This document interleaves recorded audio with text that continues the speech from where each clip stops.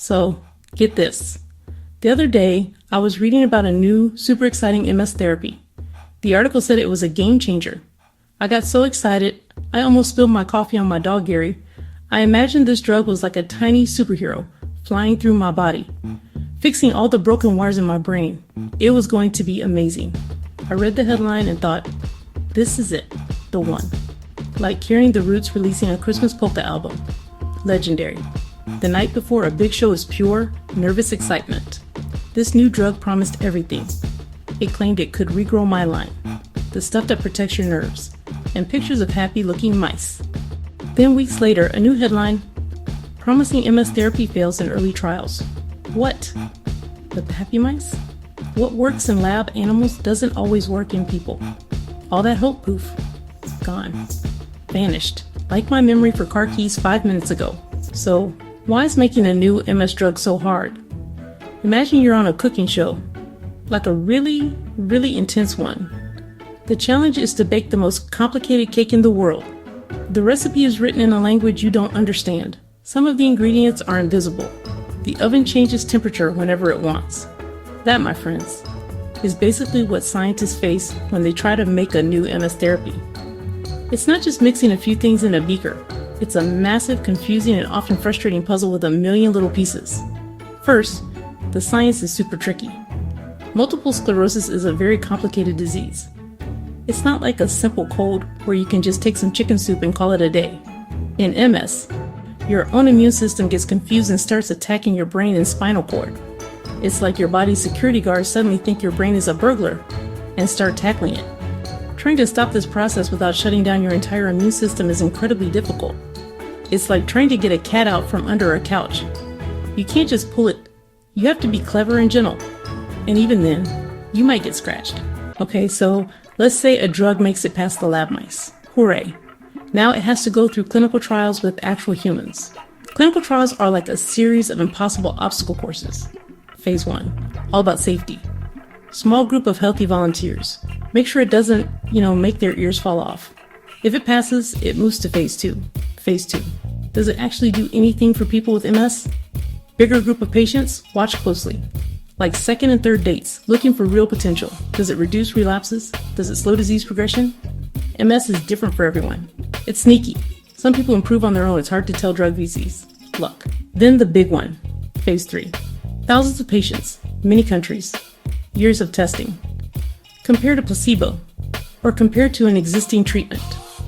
Moment of truth, like proposing marriage.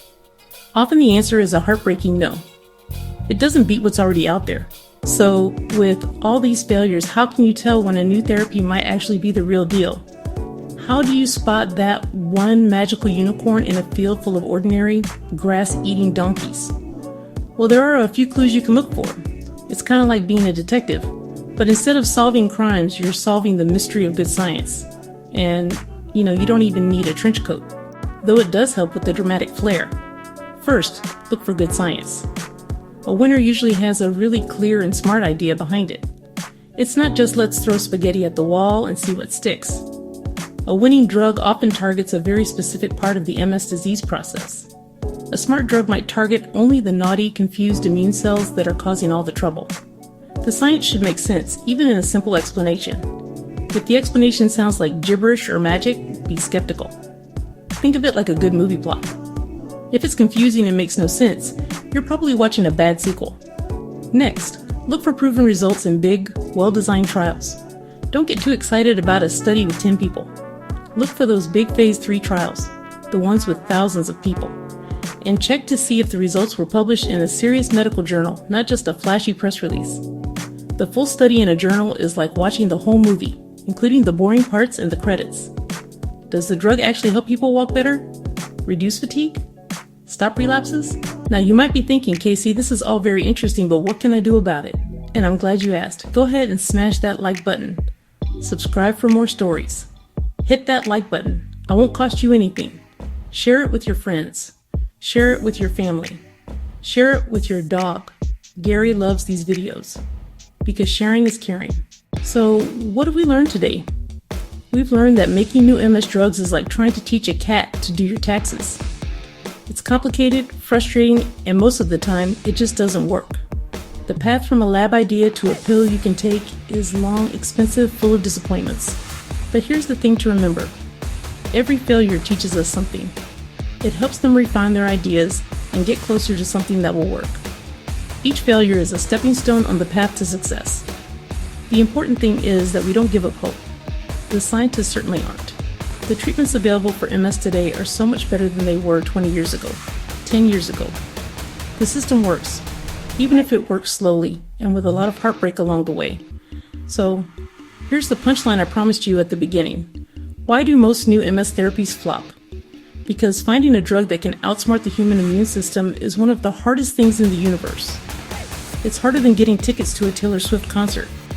Harder than assembling IKEA furniture without the instructions. But scientists are getting closer every single day, and that's no joke. Thanks for watching, everybody. Stick around because next time we're going to talk about the weirdest side effects ever reported in clinical trials. You won't want to miss it. Good night.